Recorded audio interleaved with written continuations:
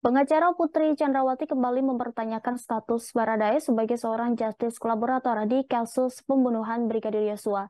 Febri Diansyah, kuasa hukum Putri Chandrawati menilai pemuda 24 tahun tersebut tak memenuhi kategori untuk menjadi JC.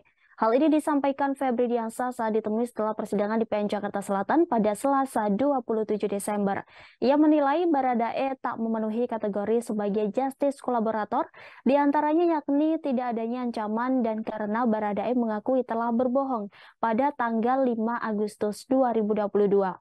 Febri menerangkan hanya ada 7 jenis pidana disebutkan dalam undang-undang yang bisa terdapat JC. Ia kemudian mengakui ada klausul yang menyebut soal tindak pidana lain yang bisa mencangkup di luar 7 hal yang disebutkan.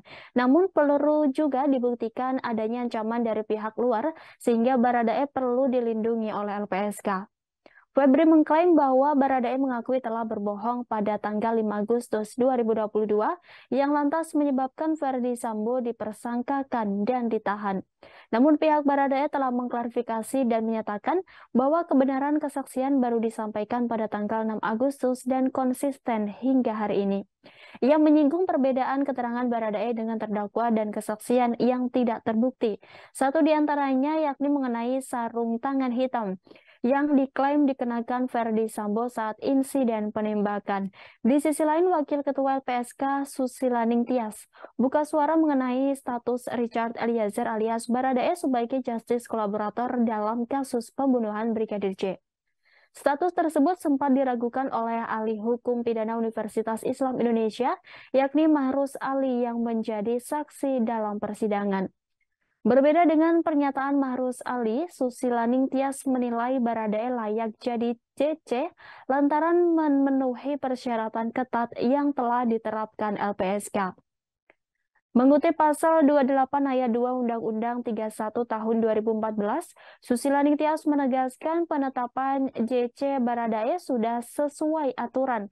LPSK mengatakan bahwa Baradae telah mendapat ancaman sehingga patut menjadi perlindungan. Selain itu, ia juga menjadi orang pertama yang mengungkap skenario Verdi Sambo soal tembak-menembak menjadi pembunuhan berencana.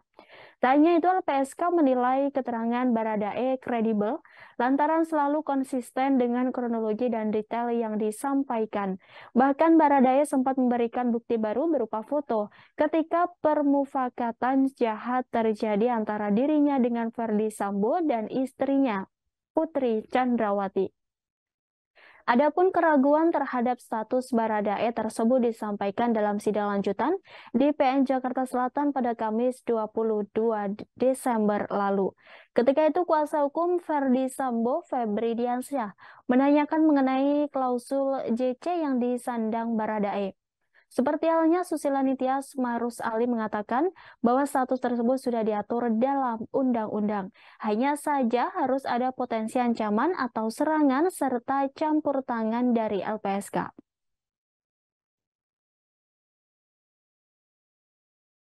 Tidak boleh satu fakta dikatakan benar hanya berdasarkan keterangan satu saksi.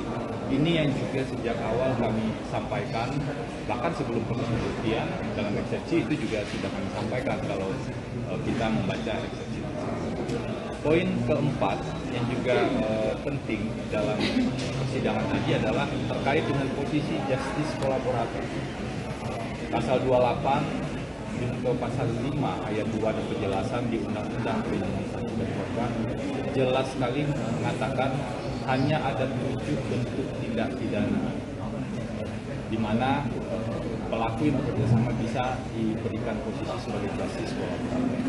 Betul ada klausul umum yang disebut tindak pidana lain, tapi tetap wajib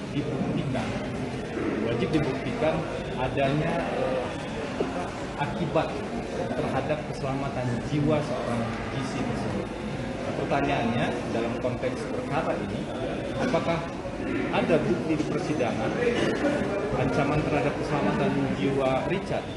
Sama sekali sebenarnya tidak ada. Justru di bukti digital forensik yang dimunculkan, bukti komunikasi misalnya, melalui saluran komunikasi, itu terkonfirmasi bahwa komunikasinya tidak ada ancaman sama sekali sebenarnya. terhadap Richard dari siapapun, termasuk juga dari Pak Ferdi Sambo. Jadi kita melihat tidak terpenuhi sebenarnya posisi seseorang sebagai justice kolaborator dalam konteks ini. Richard ini juga terdakwa dalam perkara yang lain. Apalagi sudah terkonfirmasi, bahkan Richard juga mengaku di salah satu persidangan dengan terdakwa Pak Ferdi Sambo dan Putri berbohong ketika. Terima kasih sudah nonton. Jangan lupa like, subscribe, dan share ya.